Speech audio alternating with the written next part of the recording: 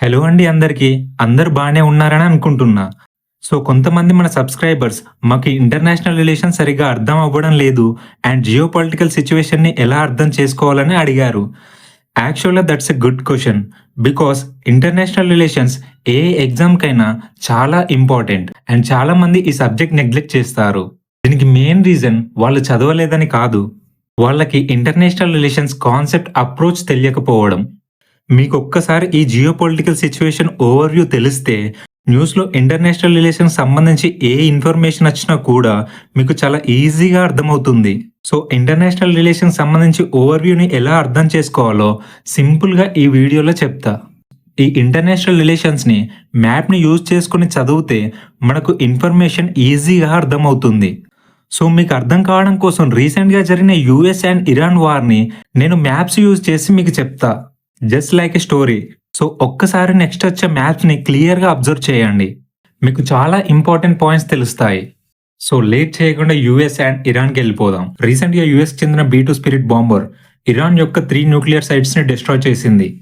మరి ఇదే ఫైనల్ స్ట్రైకా అంటే? కాదు. ఇప్పుడే అసలు కథ మొదలైంది. యూఎస్ ఇరాన్ యొక్క న్యూక్లియర్ సైట్స్‌పై ఎయిర్ స్ట్రైక్ చేసిన 24 అవర్స్ లోపే ఇరాన్ 2 మేజర్ డెసిషన్స్ తీసుకుంది. ఇందులో ఫస్ట్‌ది ఏంటంటే యూఎస్ చేసిన దాడికి ఇరాన్ ప్రతీకార దాడి ఖచ్చితంగా చేస్తుందని చెప్పింది. దీనికోసం ఇరాన్ పార్లమెంట్ ఇరాన్ ఆర్మీకి ఫుల్ పవర్స్ ఇచ్చేసింది.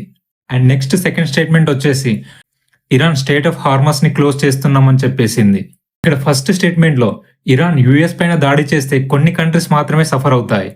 బట్ సెకండ్ స్టేట్మెంట్ లో చెప్పినట్టుగా స్ట్రైట్ ఆఫ్ హార్మస్ ని క్లోజ్ చేస్తే చాలా కంట్రీస్ సఫర్ అవుతాయి, ఇంక్లూడింగ్ ఇండియా. అండ్ మీకు డౌట్ రావచ్చు, స్ట్రైట్ ఆఫ్ హార్మస్ ని క్లోజ్ చేస్తే ఇండియాకి ఏంటి ప్రాబ్లం అని. ఈ వీడియో చూడండి, మీకే అర్థమవుతుంది. యాక్చువల్‌గా ఈ వార్ స్టార్ట్ అయింది యూఎస్ ఇరాన్‌కి మధ్య కాదు. ఇది ఫస్ట్ ఇజ్రాయెల్ అండ్ ఇరాన్‌కి మధ్య జరిగిన వార్. అండ్ ఈ వార్ ఇజ్రాయెల్ అండ్ ఇరాన్‌కి మధ్య ఎప్పటి నుంచో జరుగుతుంది. బట్ రీసెంట్ టైంలో ఎస్కలేట్ అయింది. రీసెంట్ టైమ్స్‌లో చూస్తే ఇజ్రాయెల్ ఇరాన్ యొక్క మిలిటరీ బేసెస్‌ని టార్గెట్ చేసుకొని ఇరాన్‌లోని చాలా మిలిటరీ బేసెస్‌ని కూల్చేసింది. అండ్ ఇరాన్ కూడా చాలా మిజైల్స్ ఇజ్రాయెల్ పైన యూజ్ చేసింది. బట్ ఇజ్రాయెల్‌కి పెద్దగా డ్యామేజ్ కాలేదు. ఈ ఐరన్ డోమ్ హెల్ప్ తో ఇజ్రాయెల్ కి పెద్ద డ్యామేజ్ అవ్వలేదు. బట్ రీసెంట్ గా ఇరాన్ ఒక కొత్త హైపర్సోనిక్ మిజైల్ ని ఇరాన్ యూజ్ చేసిన మిజైల్ ఇజ్రాయెల్ యొక్క ఐరన్ డోమ్ ని తప్పించుకొని ఫిక్స్ చేసిన టార్గెట్ ని రీచ్ అయ్యి ఇజ్రాయెల్ లోని చాలా ప్లేసెస్ ని బ్లాస్ట్ చేసింది. ఇక్కడ ఫస్ట్ టైం ఇజ్రాయెల్ యొక్క ఐరన్ డోమ్ ఫెయిల్ అయిందని చెప్పొచ్చు. ఇక ఇదే సందనుకొని ఇరాన్ ఇజ్రాయెల్ పైన కంటిన్యూస్ గా మిజైల్స్ తో స్ట్రైక్ చేస్తూనే ఉంది. దీంతో ఇజ్రాయెల్ చాలా వరకు డ్యామేజ్ అయ్యింది.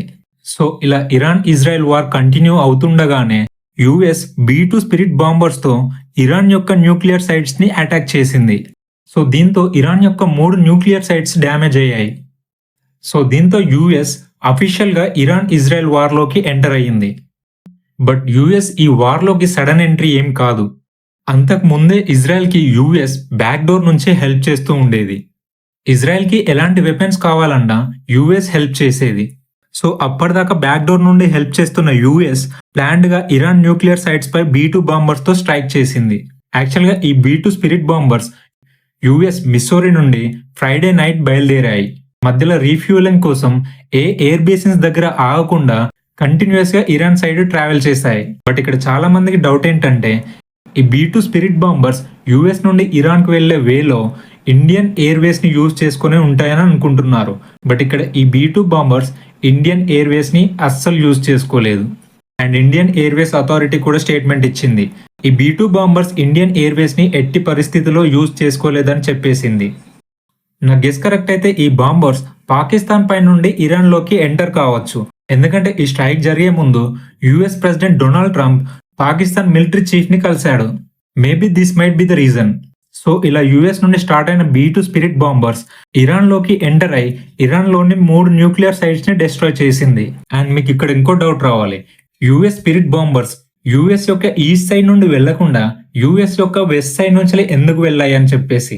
యాక్చువల్గా యుఎస్ కి ఇరాన్ యుఎస్ యొక్క ఈస్ట్ సైడ్ నుంచి దగ్గర ఉంటుంది. బట్ అయినా సరే ఈ బాంబర్స్ వెస్ట్ సైడ్ నుంచి ఎందుకు దాడి చేశాయి అంటే నాకు తెలిసినంత వరకు ఆల్రెడీ ఇజ్రాయెల్ ఇరాన్ కి వార్ జరుగుతుంది. Iran military and radars maximum Israel సైడే ఫోకస్ చేసి ఉంటాయి. ఈ బీ-2 స్పిరిట్ బాంబర్స్ వెస్ట్ సైడ్ నుండి ఇరాన్ లోకి ఎంటర్ అవుతే ఇరాన్ యొక్క రాడార్స్ కి చిక్కే ఛాన్సెస్ ఎక్కువగా ఉంటాయి.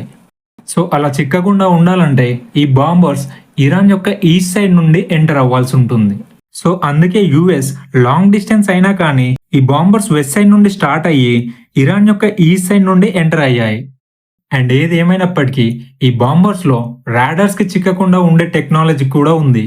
సో ఇలా యుఎస్ ఇరాన్ యొక్క న్యూక్లియర్ సైట్స్ ని పేల్చగానే ఇరాన్ పార్లమెంట్ స్ట్రేట్ ఆఫ్ హార్మస్ ని క్లోజ్ చేస్తున్నామని చెప్పేసింది. సో ఇరాన్ ఈ స్ట్రేట్ ఆఫ్ హార్మస్ ని క్లోజ్ చేస్తే ఇది ఇండియా పైన అండ్ చైనా పైన కూడా చాలా అంటే చాలా ప్రభావం చూపుతుంది. ఎందుకంటే 1/5 of the world total oil consumption ఈ రూట్ నుంచే వస్తుంది. సో ఒక్కసారి ఈ రూట్ స్టాప్ చేశారంటే గ్లోబల్ ఆయిల్ క్రైసిస్ వస్తాయి. సో దాంతో ఇండియాలో ఆయిల్ ప్రైసెస్ అంటే పెట్రోల్, డీజిల్ వీటి ప్రైసెస్ ఒక్కసారిగా హైకి వెళ్ళిపోతాయి. సో ఒక్కసారి ఈ పెట్రోల్, డీజిల్ ధరలు పెరిగినాయంటే ట్రాన్స్పోర్టేషన్ అండ్ ట్రావెలింగ్ ఛార్జెస్ కూడా పెరిగిపోతాయి. దీంతో food articles, clothing, energy prices ఇవి చాలా అంటే చాలా హైకి వెళ్ళిపోతాయి. సో ఇది ఇండియన్ ఎకనామీని కూడా దెబ్బతీస్తుంది.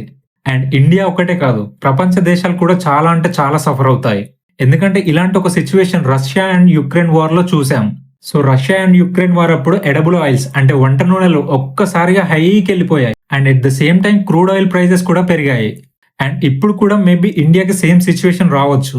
సో రాబోయే కొన్ని రోజుల్లో అన్ని ప్రైసెస్ ఇంక్రీజ్ కావచ్చు, ఇంక్లూడింగ్ గోల్డ్. ఎందుకంటే వార్స్ జరిగేటప్పుడు gold is the safest investment. So అందుకే గోల్డ్ పైన చాలా మంది ఇన్వెస్ట్ చేస్తారు. సో దీంతో గోల్డ్ రేట్ కూడా హైకి వెళ్ళిపోతుంది. అండ్ ఇక్కడ యుఎస్ ఇరాన్ యొక్క న్యూక్లియర్ సైట్స్ ని అటాక్ చేయడం అంటే not a small thing. Maybe in a few days it will be a big war and it might be a third world war. ఎందుకంటే US already official గా Israel కి support mention చేసింది. So next Iran కి Russia కానీ China కానీ support చేస్తే next few days ఎలా ఉంటుందో అస్సలు ఎక్స్పెక్ట్ చేయలేం. అండ్ ఇప్పటి వరకు ఇండియా ఏ కంట్రీకి సపోర్ట్ మెన్షన్ చేయలేదు. అందుకే ఇరాన్ స్టేట్ ఆఫ్ హార్మోస్ లో speed boats and normal minds ని అలర్ట్ చేసింది. సో నెక్స్ట్ ఫ్యూ డేస్ ఎలా ఉంటుందో ఎవరు ఊహించలేం. So be alert. మేబీ ఇలాంటి వీడియోస్ మీకు హెల్ప్ అవుతాయి అని అనుకుంటున్నా. అండ్ నెక్స్ట్ వీడియోలో జియో పొలిటికల్ సిచ్యువేషన్ ని డీటెయిల్ గా ఎక్స్ప్లెయిన్ చేస్తా. ఇలాంటి హెల్ప్ఫుల్ వీడియోస్ మీకు కావాలంటే మన ఛానల్ ని సబ్స్క్రైబ్ చేసుకోండి. And thanks for watching. Please support our channel.